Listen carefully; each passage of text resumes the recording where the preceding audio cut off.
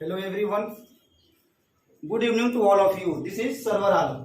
सोनू कुमार, कल मैं आपका कमेंट देखा था तो आपने पूछा था सर इसमें कोई ट्रिक है या नहीं है. देखिए, झूठ तो बोलना ठीक ठाक नहीं लगता है ना. इसमें कोई ट्रिक नहीं है. ये फ्रेजल वर्ब है और इसमें कोई ट्रिक नहीं है. और चूंकि आपका जो लेवल है उस लेवल को आप मेंटेन करके रखें. आपका जो लेवल है बैंकिंग एसएससी का लेवल है, तो आप उस तरह का फ्रेजल वर्ब न पढ़ें जिससे आपको एग्जाम्स में कोई फायदा होने वाला नहीं है. ठीक है, ये गेट ऑन और गेट इन वाला फ्रेजल वर्ब नहीं है. ठीक है, जिसका आप जो है ऐसे डेली लाइफ में आप यूज तो करते हैं, लेकिन वो आपके एग्जाम्स के लिए इंपॉर्टेंट नहीं है. पहली बात कि ये जो है ना, ये इंग्लिश है या और ये लैंग्वेज है. ये मैथमेटिक्स नहीं है कि 2-3 फॉर्मूला आप लगाए जल्दी से उसका आंसर निकाल के फेंक दिए. इसको पढ़ना पड़ेगा और पढ़ के इस चीज को समझना पड़ेगा. ये सब चीजें कब होगी? जब आप न्यूज़पेपर या नॉवेल्स या मैगजीन को पढ़ेंगे तब. ठीक है, तब ये सारी चीजें जो है आपके माइंड में रहेगी और दिमाग में सारी बातें जो है वो रहेंगी. ठीक, तब कोई ट्रिक के पीछे आप मत भागिए. ट्रिक के पीछे आप भागिएगा तो एग्जाम्स में जो है आपका जो स्कोर जो है ना वो लो चला जाएगा. आपका आप अच्छे से जो है एग्जाम्स में स्कोर नहीं कर पाएंगे आप. ठीक है, तो ट्रिक के पीछे आप मत भागिए. जहाँ ट्रिक की बात होगी वहां पे आपको बताया जाएगा. जैसे वोकैब में जो है ट्रिक कुछ है, वहां पे आपको ये सारी चीजें जो है बताई जाएगी. यहाँ पे कोई ट्रिक है ही नहीं तो बताएंगे कहां से हम? या कोई है तो उसे निकलवाइए ट्रिक. ये आप सोचते थे ना, ये सारे के सारे जो है द हिंदू और इंडियन एक्सप्रेस की एडियम्स और फ्रेजेस है उस और एडिटोरियल से लिया गया है और ओपेड पेज से लिया गया है, या इंडियन एक्सप्रेस के जो है आप ये एक्सप्लेन पेज से सारी चीजें जो है लिया गया है. तो चूंकि आप लेवल जो है ना आपका उसको आप मेंटेन करके रखिए. ठीक है, ज्यादा ट्रिक के पीछे मत भागिए आप. देखिए, ये रेस्ट ऑन है और रेस्ट ऑन का मतलब होता है डिपेंड ऑन. मतलब किसी आदमी पे डिपेंड हो जाना, निर्भर हो जाना.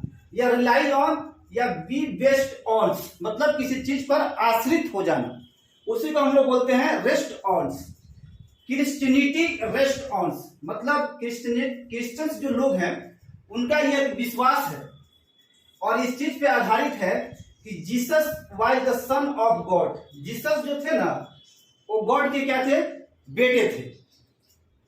यहां पर देखिए, अ पीसफुल टॉक, ये जो है आपको हिंदू से लिया गया है. A peaceful resolution to this conflict, कह रहा है कि एक शांतिपूर्ण प्रस्ताव. एडिटर्स ने कहा कि एक शांतिपूर्ण प्रस्ताव टू दिस कॉन्फ्लिक्ट, मतलब इस झगड़े के लिए. रेस्ट ऑन ये तो पूरी तरीके से डिपेंड करता है कि दोनों country, both two country leaders, मतलब दोनों कंट्रीज के लीडर्स पे ये पूरी तरीके से क्या करता है? डिपेंड्स करता है. तो वे लोग जो है ना इंगेज हो गए, मतलब इन्वॉल्व हो, और मीनिंगफुल मतलब विचारपूर्ण, प्रोडक्टिव मतलब लाभकारी. टॉक्स का मतलब वो पता है, बात करना. तो एडिटर से कहना है कि भाई दोनों कंट्रीज के जो लीडर्स हैं वो क्या करें कि इंगेज हो, पहले इन्वॉल्व हो जाए और वो एक विचारपूर्ण और लाभकारी बात करें इस झगड़े के लिए. ठीक है, तो इसी तरह आप भी 1-2 सेंटेंस बना के और इसको हमेशा आप बोलते रहिए. हम लोग कितने सेंटेंस आपको देंगे, इसलिए कि उतना समय ना आपके पास है और उतना समय मेरे पास है. अब देखिए, रन इनटू, ये भी फ्रेजल वर्ब है. इसका एक मीनिंग होता है टू एक्सपीरियंस, मतलब अनुभव. क्या हो गया? अनुभव. और एक मीनिंग होता है इनकाउंटर या मीट विथ, मतलब अचानक मिल जाना. बताइए कहां से ट्रिक लगेगा? अब चूंकि सेंटेंस को देख के समझना पड़ता है ना, ये सेंटेंस कहता क्या है, किस तरह के सेंटेंस है. वहां पे ये सारा जो है ना क्लोज टेस्ट में बहुत ही काम करेगा आपका. आई रैन इनटू माई बॉस, मैं अपने बॉस से अचानक मिल गया. कहां पे? एट द सुपरमार्केट, मतलब सुपरमार्केट में मैं अपने बॉस से अचानक मिल गया. जैसे आपको बोलना पड़ेगा I ran into my friends at the supermarket, मैं अपने दोस्त से अचानक मिल गया सुपरमार्केट में. ये जो है, ये देखिए, ये सेंटेंस जो न्यूज़पेपर से लिया गया है आपका ओपेड पेज से हिंदू का. The centre rain into, centre rain into, थोड़ा थोड़ा करके समझिए ना, बात समझ में आ जाएगी. सेंटर का जो सेंट्रल गवर्नमेंट है, सेंट्रल गवर्नमेंट उसने ये अनुभव किया था, उसने क्या किया था, अनुभव किया था कि कुछ फिनेंशियल प्रॉब्लम के लिए, कुछ फिनेंशियल परेशानी के लिए, and had to borrow money, और उसको पैसा लेना पड़ा वर्ल्ड बैंक से। तो पहले ही वो भाप गया था, जैसे भाप समझ ले ना, भाप जाना किसी भी चीज को। तो the central government ran into some financial trouble, तो सेंट्रल गवर्नमेंट पहले ही भाप गई थी कि भाई फिनेंशियल जो है प्रॉब्लम होगी, तो उसके लिए उसने क्या किया, हैड टू बोरो मनी, उसको पैसा लेना पड़ा, कहां से, वर्ल्ड बैंक से। आप यहां देखिए राउंड अप, इसका मतलब है ब्रिंगिंग,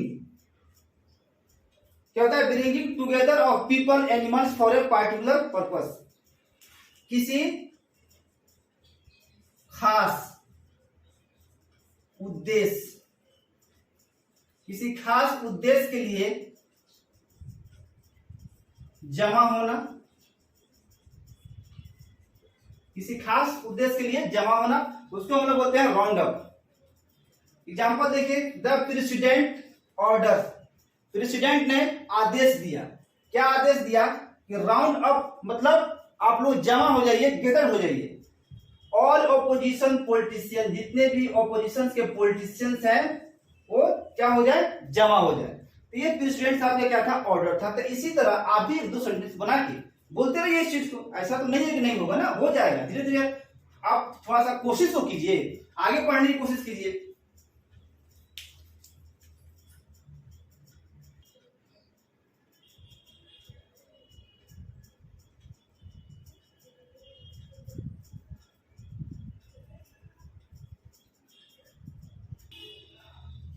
रेन इन, ये भी फ्रेजल वर्ब है, इसका मतलब होता है रिस्ट्रिक्ट, कंट्रोल, मतलब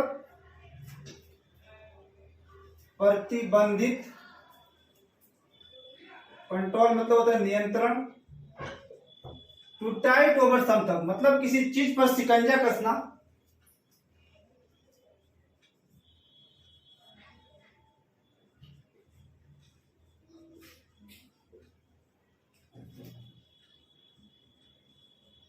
या अपने कंट्रोल में लेना, जो भी है। द सीजीआई मतलब the chief justice of India ने कहा कि गवर्नमेंट नीड टू रेन इन, मतलब गवर्नमेंट की जो है ना, गवर्नमेंट की क्या है, उसको जरूरत है, गवर्नमेंट को जरूरत है टू रेन इन मतलब शिकंजा कसने का, किस पर, तो जर्नलिस्ट पर, जो दिन भर हिंदू मुसलमान करता रहता है सब, उस पर, उन लोगों पे जो है क्या करने की जरूरत है, तो रेन इन करने की उन लोगों पे जरूरत है। यहां पे देखिएगा, रेप टू फिनिश या कंप्लीट, पूरा करना,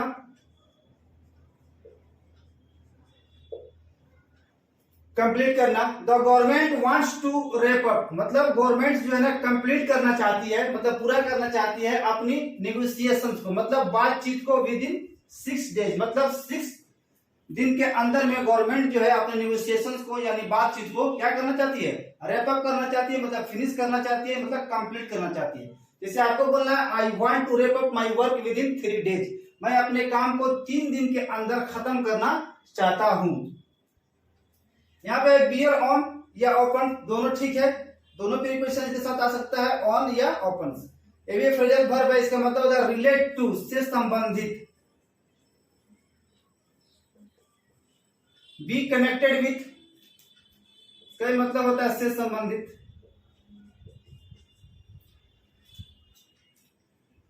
the national policies, the national policies which bears on, the national policies.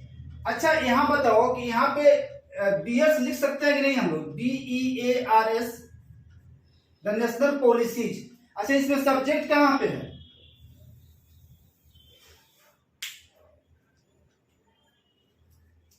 यहां से लेकर और यहां तक जो है ना ये सब्जेक्ट हो गया। द नेशनल क्या है ना, policies.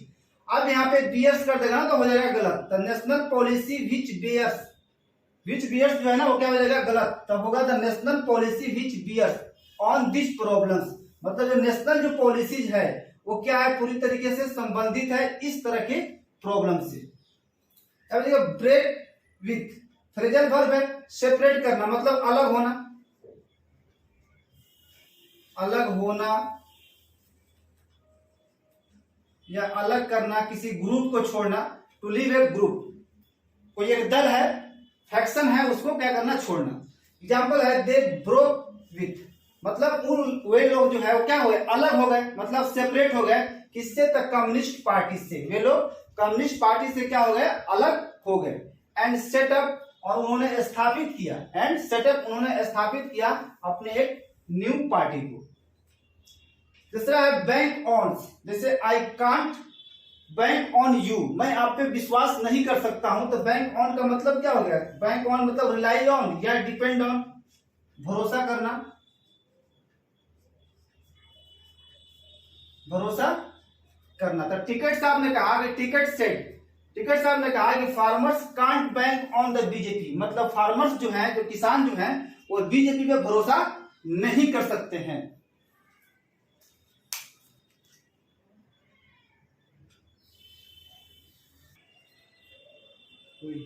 Blow up, blow up का मतलब देखो, ब्लो अप का दो मीनिंग होगा, एक होगा टू बिकम वेरी एंग्री, मतलब बहुत ज्यादा गुस्सा होना, बहुत ज्यादा गुस्सा होना, दो में इसका। और ब्लो अप का एक मीनिंग क्या होगा, एक्सप्लोड, मतलब विस्फोट, फटना, या to destroy something by an explosion, मतलब किसी चीज को पूरी तरीके से क्या कर देना, बर्बाद कर देना। ठीक, अब देखिए माय फादर ब्लू अप, मेरे पिता जो थे, मेरे फादर, वो बहुत ज्यादा गुस्सा हो गए, मेरे फादर जो है बहुत ज्यादा गुस्सा हो गए, जब when I did not come home, जब मैं घर नहीं आया, लास्ट नाइट जब मैं घर नहीं आया, तो मेरे फादर जो थे वो बहुत ज्यादा क्या हो गए, गुस्सा हो गए, मतलब आग बबूला हो गए। अच्छा यहाँ पे देखिए, अगर at the place of veins, अगर लिख देता एग्जामिनर सिंस, तब क्या होता, देखो सिंस और वेन, ठीक है ना, सिंस और वेन, ये दोनों का दोनों क्या है, कंजंक्शंस, और दोनों का यूज किया जाता है टाइम के लिए। लेकिन सिंस का यूज कहां करेंगे और वेन का यूज कहां करेंगे, हम वेन का यूज वहां करोगे जब बहुत टाइम सेम हो, जब दोनों का टाइम जो है ना सेम हो। तो यहां पे देखो माय फादर सब्जेक्ट हो गए, प्लस बिलीव ऑफ मतलब V2 मतलब पास्ट सिंपल, इसको कनेक्ट किया वेन से, आइदर क्या है, subject plus did not plus V1, मतलब पास्ट सिंपल का क्या है, निगेटिव है। तो बहुत टाइम क्या है, बहुत टाइम और सेम, दोनों का टाइम क्या है, पूरी तरीके से सेम है, इसलिए यहाँ पे वेन होगा, सिंस नहीं होगा। जब टाइम सेम नहीं होगा तब हम लोग सिंस का यूज करेंगे। अब देखो the police station was blown up, मतलब पुलिस स्टेशन को उड़ा दिया गया, एक मतलब पुलिस स्टेशन जो है ना उड़ा दिया गया बाय टेररिस्ट, मतलब टेररिस्ट के द्वारा पुलिस स्टेशन को क्या कर दिया गया, उड़ा दिया गया। जैसे द बम ब्लू अप, बम जो है फट गया पूरी तरीके से। बम्प इनटू, इसकी भी तो दो मीनिंग्स है, to meet somebody by chance, मतलब किसी आदमी से अचानक मिल जाना, किसी व्यक्ति से अचानक मिलना। हिट समबडी और समथिंग, इसका दूसरे मीनिंग क्या होगा, हिट समबडी और समथिंग, मतलब अचानक किसी व्यक्ति या किसी वस्तु से टक्कर लग जाना। I bump into my old friends at the railway station, मैं अचानक मिला, किससे मिले, अपने ओल्ड फ्रेंड से, मैं अचानक अपने एक पुराने दोस्त से मिल गया, मैं अचानक जो है अपने जो है एक पुराने दोस्त से मिल गया, कहां पे, तो रेलवे स्टेशन पर। इन द डार्क मतलब अंधेरे में, आई बम्प्ड इनटू अ वॉल, मैं अंधेरे में जो है मैं दीवार से क्या हो गया, टकरा गया, अंधेरे में मैं दीवार से टकरा गया। ठीक, ये आज 4th सेशन है हम लोगों का। Okay, thank you.